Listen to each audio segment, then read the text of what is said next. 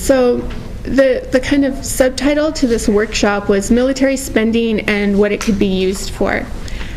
And obviously books, not bombs. The more research I did, I realized how easy it is to illustrate the difference and the discrepancy between military spending and education spending. But one of the primary source of funding for post-secondary education in the provinces is federal transfers of money that are transferred from the federal government to the provincial government to be spent on colleges and universities. And currently, for this year, for the fiscal year of 2009-2010, that amount was $3,332 million, so approximately $3 billion was transferred to the provinces and territories. This today, government funding, so this transfer, as well as the provincial money that's put forward by the different provincial governments, accounts for approximately 57% of university and college funding. About 20 years ago, it was as high as 82%. So we've seen over the past 2 decades, we've seen a huge drop in the amount of government funding. And what happens when the government stops funding or withdraws funding or decreases funding is that the universities and colleges have to make up that money another way. And one way that was mentioned today in the panel this morning was getting corporate sponsors to sponsor research or help you build infrastructure, and you name a room after them, things like this. But the number one way that colleges and universities make up this difference is by increasing tuition. And you can see that if you look at the tuition rates over the past few decades, they've skyrocketed. Interestingly, at the end of World War II, the federal government started offering grants to returning soldiers as part of efforts to reintegrate veterans into Canadian society. And they started directly funding universities and colleges, and provincial governments stepped in line with this at about the same time. That was after World War II. By the mid-60s, tuition costs were minimal. And in fact, by the late 60s, Newfoundland and Labrador had eliminated tuition costs altogether. So you could go to college or university in Newfoundland or Labrador, you didn't have to pay tuition. There may be fees, student association fees, these things, but no tuition. In the 1970s, the debate around tuition wasn't so much about tuition freezes or tuition decreases. The debate was around eliminating tuition. That's what people were talking about, that education should be free, access to education should be free, and the way to do this was to remove that barrier of tuition. And then the 80s came, and there was a recession, and the government started clawing back funding, especially the federal government, to colleges and universities. And as a result, colleges and universities, in order to make up this money, increased tuition. In BC, it's about $5,000. So then what does this mean? The result of this high tuition is, in the end, the result is an unequal access to education. Because high tuition obviously makes it unaffordable for working people to get into college or university. So students like myself who want to go to school, we wind up borrowing money from the government. In the late 90s, shouldn't be a surprise, but in the late 90s, there was this huge increase in the amount of money that students were borrowing to go to school. And this coincides with these increases in tuition and these decreases in funding to college and universities. The current total owing in federal student loans is over $13 billion. And this is only federal student loans, because provinces will also loan you money to go, and this doesn't include private loans. So a loan like a line of credit from your bank or your credit card. That's strictly the money owed to the federal government in student loans. And it's going up all the time, constantly increasing, because we're constantly borrowing and then interest accrues on these loans. So to try and bring this idea of military spending into it, one option for young people is to join the Army, because we've seen increased military spending and increased commitments to military operations, which means that as a result, the Department of National Defense is hiring. They're hiring soldiers, they're hiring bureaucrats, they're expanding. The annual salary of a new recruit in basic training is approximately $31,000.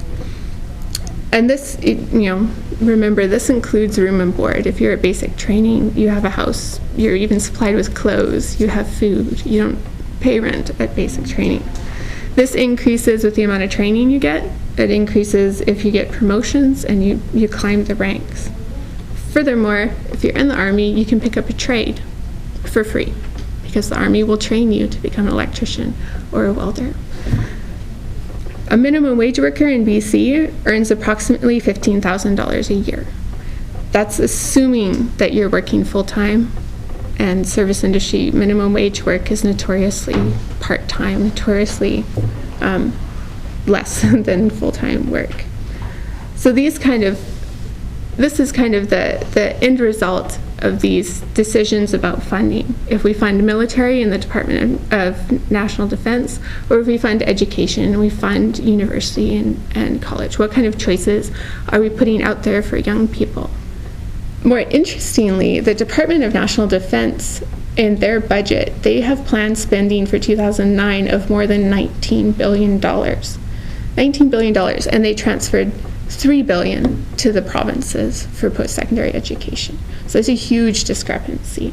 And then, of course, there's the cost to human life. There's been 1,443 soldiers killed in Afghanistan alone since 2001, since we intervened.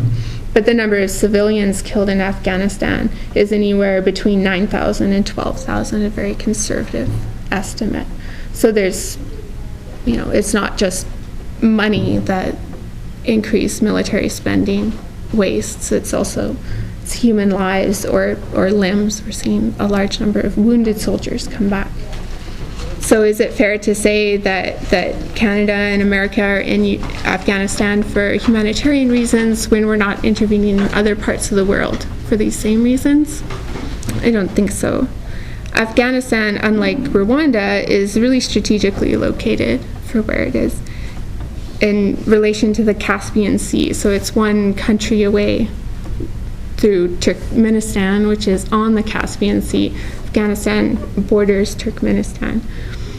The Caspian Sea is rich with oil and gas, and two other large powerhouse nations, Russia and Iran, have already accessed the oil and gas in this area. And the United States and Canada have been trying for many years to access these resources.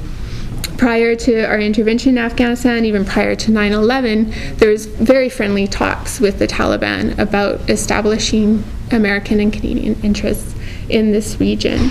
One of the often quoted, or the more familiar such links, is Dick Cheney, the former Vice President of the United States, was the CEO of Halliburton, which is one of the major oil company players in this region. And he helped to construct a lot of the policies of Halliburton in Afghanistan and Iraq.